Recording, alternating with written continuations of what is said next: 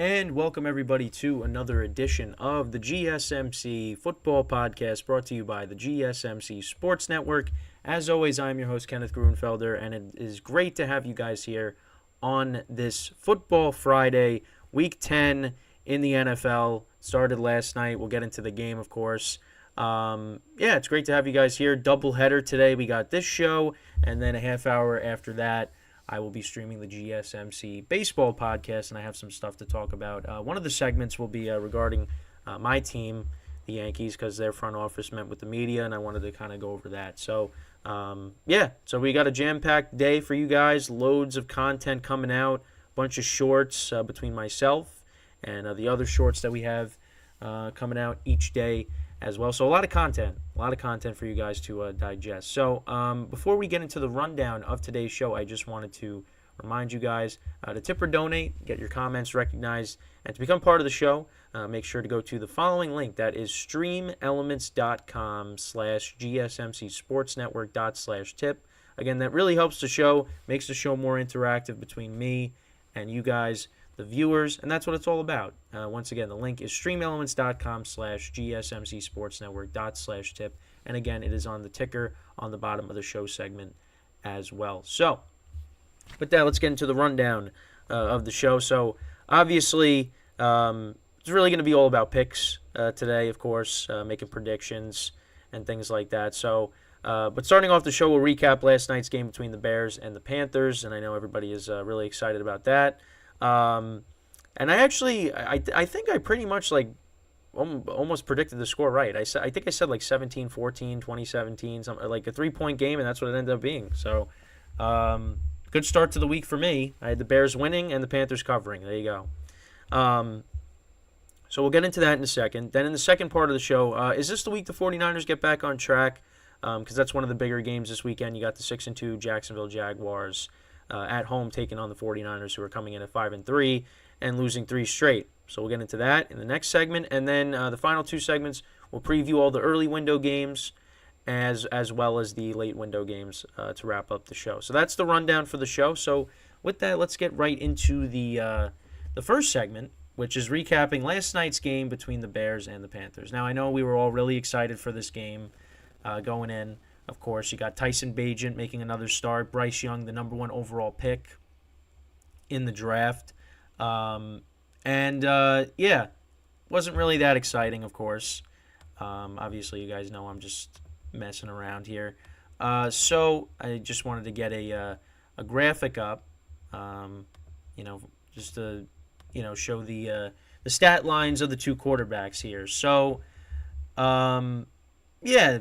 both quarterbacks really didn't light up the stat sheet. Bryce Young, as you can see, 21 of 38, 185 yards. No touchdowns, no picks. And then Tyson Bagent, 20 of 33, 162 yards, no touchdowns and no picks as well. There were no turnovers in this game. And I said I thought there would be I thought each team would at least turn the ball over at least once. But that never really happened. The Bears, they ran the ball for 133 yards. Deontay Foreman was their leading rusher. He went 21 carries, 80 yards, and a touchdown. So he had a good game. Khalil Herbert actually didn't come back last night. So Foreman was the lead back for the Bears.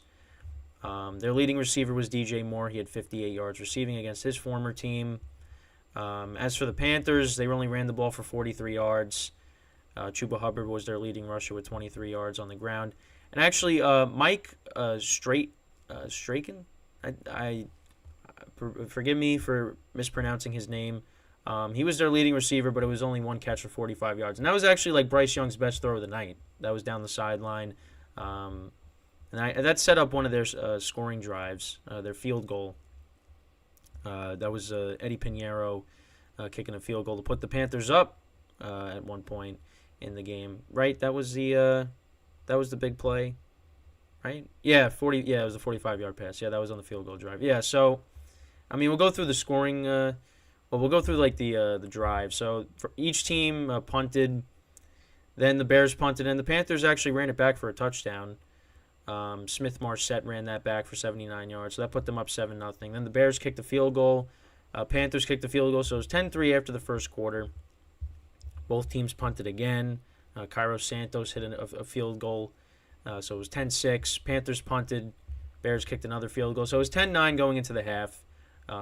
Each team, the Panthers on their first two possessions in the second half, they punted. The Bears punted. But then the Bears went 9 plays, 38 yards in about 4 minutes to score a touchdown. That was the Deontay Foreman touchdown from 40 yards out, so that put them up 16-10. Both teams punted again. Panthers kicked a field goal on 8 plays, 20 yards, almost 5 minutes. That was the final score. Because then in the fourth quarter, the Bears punted. The Panthers had the ball forever. I mean, the 15 plays, 50 yards, and they had the ball for 5.5 minutes, and they elected to kick a 59-yard field goal instead of going for it. And Eddie Pinheiro could not hit it, and the Bears took over on downs, and that was it. And that was it. The Bears get the win, 3-7. Panthers dropped to 1-8. And the crazy thing is, because I was like so confused when they were saying this yesterday, because I really didn't think about it. They were saying how the Bears win, that helps them get the number 1 overall pick, and I'm like, well, don't they have to lose? And then, you're like, oh wait, that's right, because they traded the Panthers traded all of their a lot of assets to get the number 1 overall pick from the Bears. The Bears traded down, and the Panthers ended up with Bryce Young. So now the Panthers are 1-8. Bears are right now in line to get the number 1 overall pick, which is crazy. And you wonder what they're going to do with that. Are they going to go with the quarterback? Because, Justin Fields did not play great this year, and he's going to come back, and we'll see how he plays, in this second half of the year. But the Bears could say, you know what, we're going to go get a quarterback.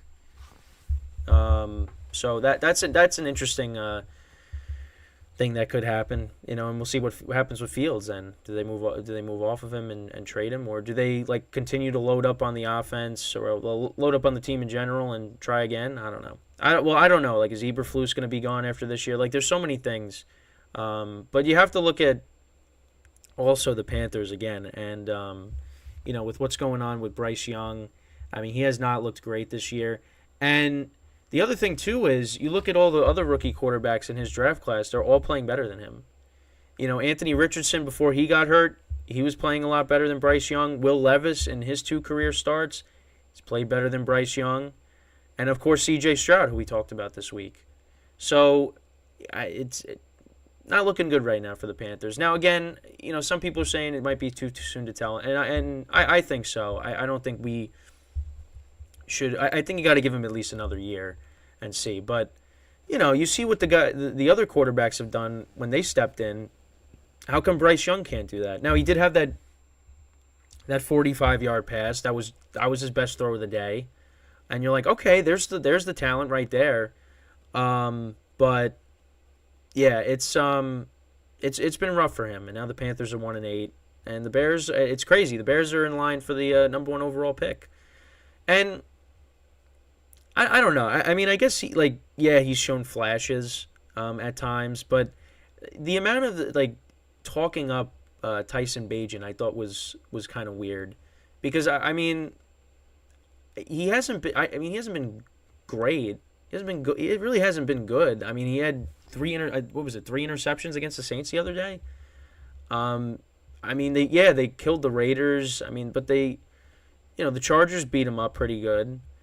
I mean, they could have beaten the Saints. And, he wasn't great yesterday. So I don't really know. I mean, I guess he's doing what he's supposed to do. He's managing the game, And you see, some of the arm talent, I mean, against the Chargers that passed to Mooney. But I don't know. I guess because it's a storyline that the NFL likes to run with. Now, again, I don't want to disrespect the guy, but the Bears are 2-7 or 3-7 now. So I don't.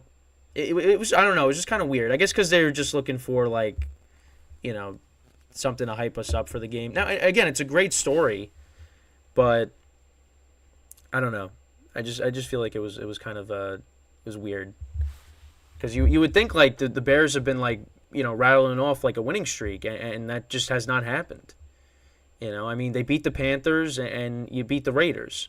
The Raiders with Josh McDaniels were terrible. Brian Hoyer was starting, and then you beat the Panthers, who have one win on the season. And then the other two games, you turn the ball over 5 times, you lose to the Saints, and then the Chargers on Sunday Night Football, they beat you by a few scores. So, yeah, I don't know. But, yeah, and you saw Montez Sweat, going after Bryce Young last night. They gave him an extension, the Bears, try to improve that defense because they're not really good at getting after the quarterback, and, that he definitely is going to help 100%. So, and obviously that's a move that they made for next year. It's going to be interesting what the Bears do because they end up with the number 1 overall pick. They got a decision to make. And, Fields, we'll see. Obviously, we talked about it with Eberflus and what he was saying, how Fields was doubtful, and we'll see how he is. But he says that he's not going to play. It was just really weird, this weird back and forth in the press conference the other day. But, the Bears get the win. They're 3-7. We'll see if they get Fields back. They get Khalil Herbert back. Shout out to my guy, Deontay Foreman, who I know he was like a healthy scratch, like every week. And then injuries to the running back position, he gets his chance again, and he produced. Did well for me in my Dynasty League last night. I need to win to get myself back to 500 and try to, make the playoffs, but I don't know if that's going to happen. But we'll see. But yeah. Bears 3-7, Panthers are 1-8. I mean, I don't really know what else to say. It's that was our Thursday night game. But luckily for next week, we are going to get the Cincinnati Bengals and the Baltimore Ravens, which is going to be a great game to look forward to. And listen, I had my my little back and forth exchange in the comments with the Ravens because I was favoring the Bengals. And, the Ravens have looked great. Both teams have looked great. So, going in, I mean, listen, Bengals win that. I mean, that's going to look good for me. But if they lose, it's definitely possible. It's definitely possible. Because the Ravens' defense has been playing really good. And they're going to be at home for this game. And they already beat the Bengals this year. But now a healthy Burrow's coming in. So, we'll see how that game goes. But we're kind of jumping ahead of this week because that's next week. I don't want to be rushing these weeks because they are they're a delicacy. I mean, it's going to be over before you know it. So that we will do that when we get to it next week. So yeah, but that's pretty much it when recapping this Thursday night game. Again, everybody was really excited about it. Yeah, I guess they probably expected Fields to be playing and, maybe the Panthers with a little bit more of a respectable record. But that was just not the case. So with that, we're going to take our first break of the show. And then when we come back, we're going to talk about one of the bigger games on Sunday this week. And that is the 49ers and the Jaguars. That's a game that, I think a lot of people are excited for. Both teams coming off of a bye. 49ers trying to end their losing streak. Jags, they've been looking good. So we'll get into all that when we come back from our first break. So stick around, and we'll be right back here on the GSMC Football Podcast.